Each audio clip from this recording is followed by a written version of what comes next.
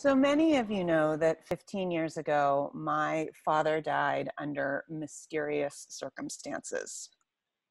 We know how he died because I was there when the doctors turned off the machines, but we don't know why.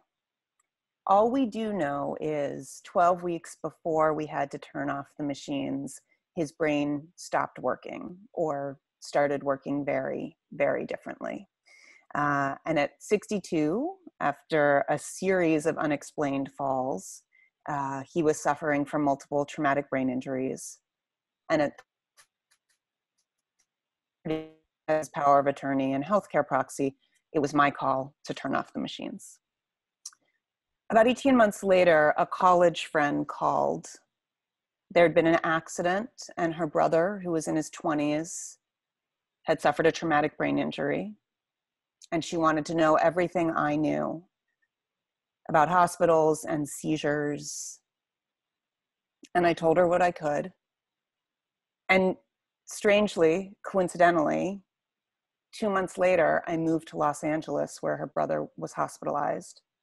And I made myself and all my newfound knowledge useful, helping her parents who had relocated from China, where they had been doing missionary work, to be with their son in the hospital in Los Angeles. So I ran errands and I sat bedside and I explained what I had learned in my studies of the brain, which were extensive. And I got to know her parents, who I hadn't known when we were in college because they were in China. They are now in their 13th year of caring for their adult son, who is mostly unresponsive. They gave up their life in China, their missionary work, and they believe that God brought them home to care for their son. They believe in a God that is completely foreign to me, and they're religious in a way that makes a little bit more sense now that I live in Lancaster, not Los Angeles. But it was not something I could really wrap my head around. And I think a lot about them and the differences between caring for an ailing parent, even one who was relatively young, like my father at 62, and caring for a child. I think about that a lot, and I don't think I can really wrap my head around it. But about 3 years into their caregiving, my friend's mom and I took a walk. And we talked about Los Angeles and how weird it was. And we talked about hospitals, and we talked about seizures, and we talked about brains. And it was on that walk she told me that the fact my father went so quickly was a gift from God. And that was the first time I realized that she didn't know how it went down.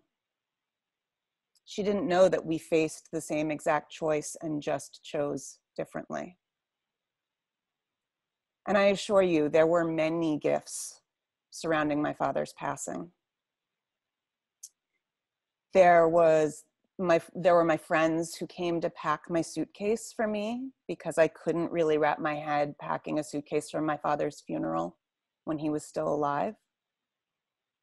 There were the friends who bought my plane ticket so that I could get there to be with him. There are my other friends who woke up at 4 a.m. on a very snowy day to drive me from my apartment in Manhattan to LaGuardia Airport. But the best gift I've ever received is one I hope you all receive, but never have to use. And that was the gift of knowing exactly what my father wanted me to do in that situation. He had been clear years before, probably more than was even necessary, but years, that quality of life was more important to him than quantity of life, and that there should be no life support beyond what would be needed to figure out what was wrong, to potentially cure it, or at least for us to say goodbye.